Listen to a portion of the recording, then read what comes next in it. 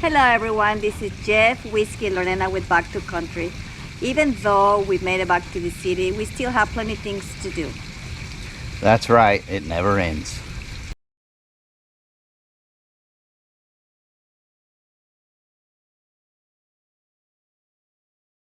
So it's been another busy week. As usual, the fun never ends.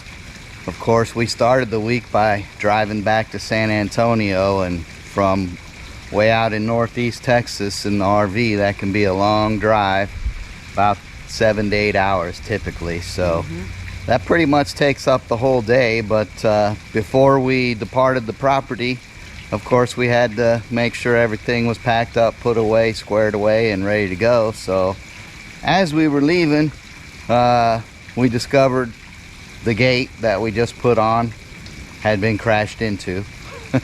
So all the work we did to get it right, I guess it wasn't quite right. And he didn't do it this time. It wasn't me.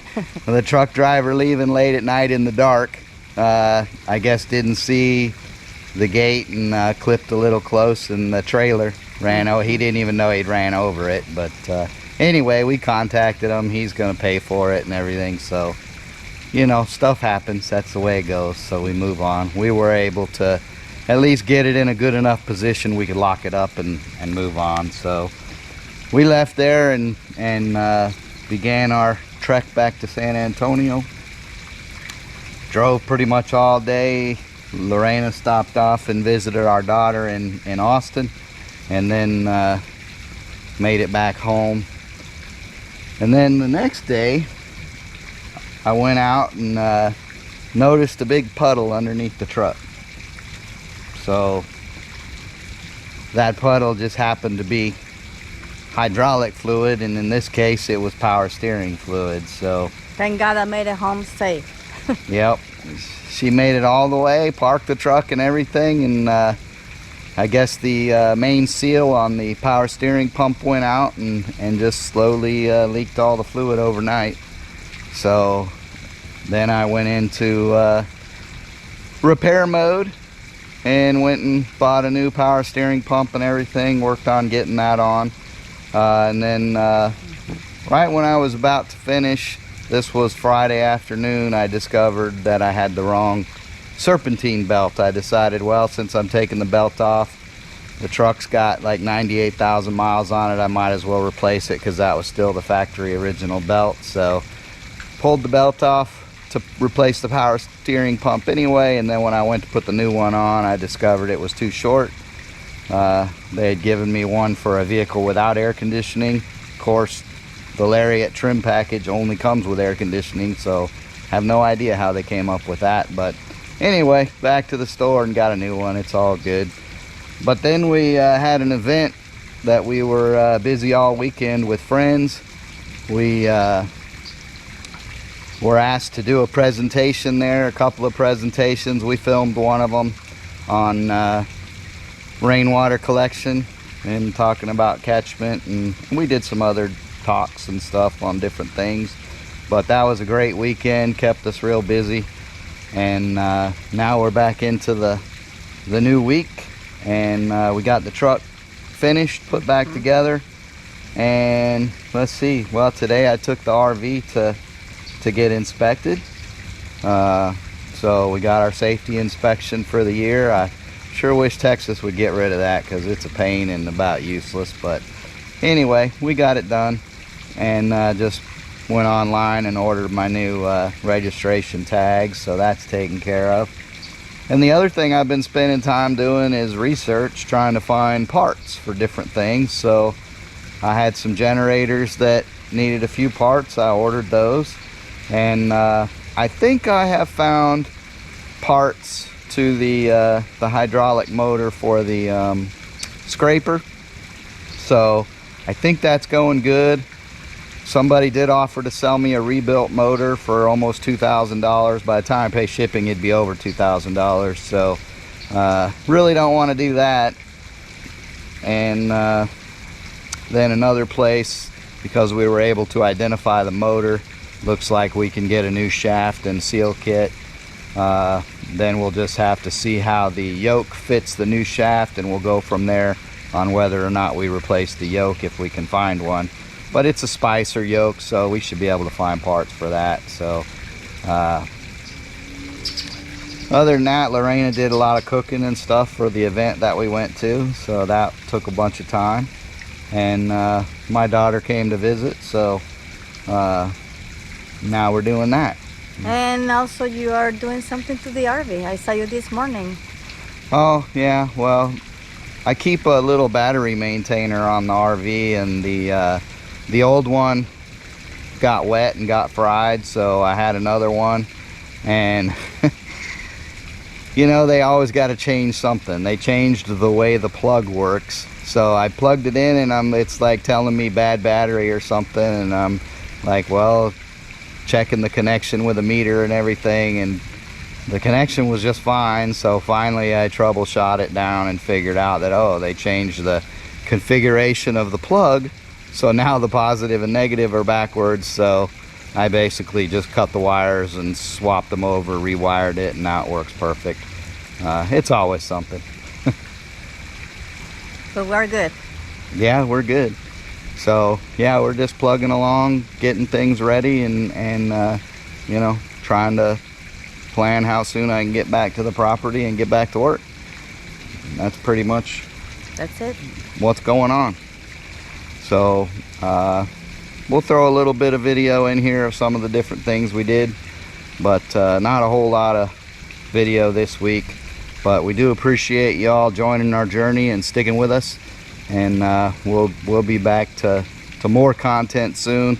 And I am putting out some smaller videos just on the repairs and things like that, more complete videos, so that if somebody wants to use it as kind of a how-to guide or whatever, that's there, and they can at least see how we did it, and maybe it'll help somebody out.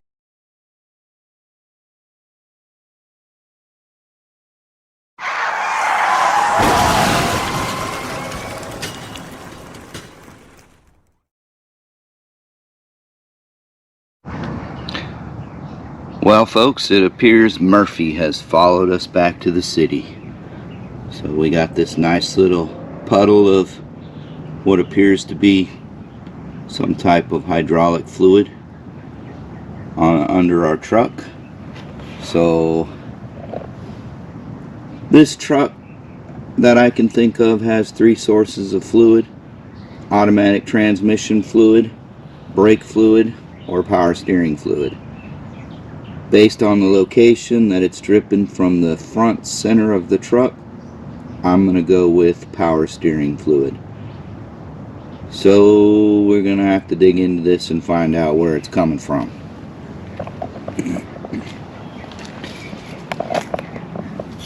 If we go under the truck, we've got skid plates because this is a 4-wheel drive, so we're going to have to remove those skid plates to get up there and see exactly where this is coming from. I can see a little drip right here on this panel. That's another skid plate under the front differential. So it appears to be dripping down onto there and then dripping off onto the ground. So we're gonna have to go up above and find the source. So basically, if that's power steering fluid, then we've got 3 possibilities. So if you look inside there, you can just see the serpentine belt over a pulley right there. That is the power steering pump, so that pump could be leaking and dripping down. You also have right here where these hard lines are going in, that's the steering box. The steering box could be leaking. And you also have the hoses themselves. So of course the steering box would be the most expensive issue that we could have and the hardest to replace. The power steering pump would be next. I think the steering box is probably close to $1,000. I'm not sure, I haven't priced one out before. I would estimate power steering pump probably around $100, And then if it's a hose would be the third option. That would be, of course, the cheapest, depending on which hose. Could be as cheap as 20-30 bucks. So we're gonna have to dig into this thing. Here's another angle of the top of the skid plate under the differential there. Don't see any fluid from this side. I see a drip just fell. There's a strut in there, kind of a shock absorber that goes on the on the steering arm to stabilize it, steering stabilizer. I saw a drip on the boot, which means it's coming out above that, and right above that is actually where the power steering pump is. So that's got me leaning towards power steering pump right this second, but of course hoses do connect to that pump, so there's still a possibility it's a hose, but at this point I'm gonna bet on power steering pump. This thing's got just under 100,000 miles on it. It's a 2003 model, so for the seals to go out in the pump, that's probably not that uncommon. It's probably about that time. So let's see what we got to do here to get this thing tore down and take a closer look and figure out what we got to do to get it apart. I think in terms of, you know, survival, it is partly about thinking ahead. It's about whether you should have some, you know, tarps set aside for that purpose. But think in terms too, if you're going to use tarps. So one thing we've discovered in Texas is tarps bake. You know, so you can put out a tarp and start out with a nice tarp that's collecting water just great. But after a few weeks baking in the sun, then if it's like one of those silver tarps, for example, the silver stuff starts to flake, and you end up with all kind of contaminants, you know, that you got to filter out. So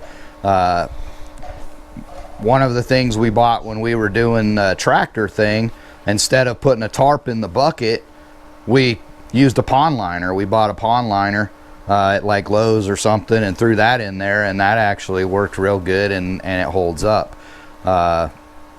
We buy our tarps cheap at Harbor Freight, you know, so the big thing is just knowing that they do have a limited life, and if you're you know, shit hits the fan, I probably wouldn't leave them out all the time. I'd put them out in a rainstorm, and we've done that. I mean, when we were first starting to do rainwater collection, we had set up some tarps. We thought we had this great setup where we had draped them over. I got a big 30-foot trailer, and I draped it over this trailer and had it all running down towards the ground and then running into another tarp, and had this great setup that I thought was awesome. I'm like, this is going to work great. I don't even remember how many square foot of coverage I had set up, and we were ready. And then before the rain came, a big windstorm came. and I was like, damn it, I know those tarps are getting blown all over the place. So then of course the rain comes, and y'all know how it rains in Texas. I mean, it started just with a little bit, and then all of a sudden it was a gusher. And it's like 3 o'clock in the morning, and I'm like, well, I need to go look and see if the tarps are set up. So I got up and put on my rain gear and went out, and all them tarps was a mess. They weren't collecting nothing. I went back, I told Lorena, I said, well, if we're going to collect any rain, we're going to have to go out there and do it ourselves, because everything's a mess. So middle of the night, I mean, it's literally like 3 o'clock in the morning. We put on our rain gear, we run out into the storm, and I mean, it was pouring. And we literally are out there spreading tarps back out and setting up just on the fly. We're making it work, and then we discovered how water was running, and I said, you know what, we got this. What I had done, I had taken my dozer years before that and cleared a flat area where we camp, and so the road comes down, and then it kind of dips down where I had cut in with the dozer, and then you got a big flat area. And I said, pull the tarp over there. And then we started setting up empty 5-gallon buckets and gas cans and everything to make this shape where the tarp, we could drape over it and it created this natural pond. And that was like our best collection. And we literally, the rest of the night, we were out there just running around. And as things were filling up with water, we had a pump that hooked to a 12-volt battery, and we were pumping water through the sediment filter and into the tanks, and just like crazy running around all night long. But the next morning we looked and we were like, damn, though, we collected like 600 gallons or something, and we were like, oh, that was cool. And then another, yeah, right. No, then we stayed up and went to work. Then another time we had we got a shipping container, and we tied tarps to the top of that and then draped it down and tied them off to some equipment so that you had this valley that dropped down, and then we put a 110 gallon water trough there and let that collect water. And the wind, of course, caught that thing, and we were both out there literally in the storm holding on to the tarp. And I mean, it would practically lift Lorena off the ground, you know, is when the wind would catch that thing. Yeah. And but now we worked through it. So looking back on it, it was actually kind of fun, and it's a funny memory to think about what we went through to collect that water. But we learned so much from it, you know, and like I say, in a survival scenario, you're gonna do what it takes to collect that water. And so I think the knowledge is the most important thing of understanding, you know, what different things can we do. We all understand the traditional stuff, you know. We understand that your water heater, for example, holds a certain amount of water, so you can drain that and get, you know, fresh drinkable water. But that's only going to last so long. All right, so everything seems to be working great. The fluid is running right at max.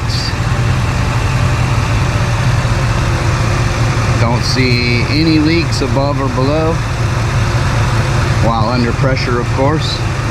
And everything works.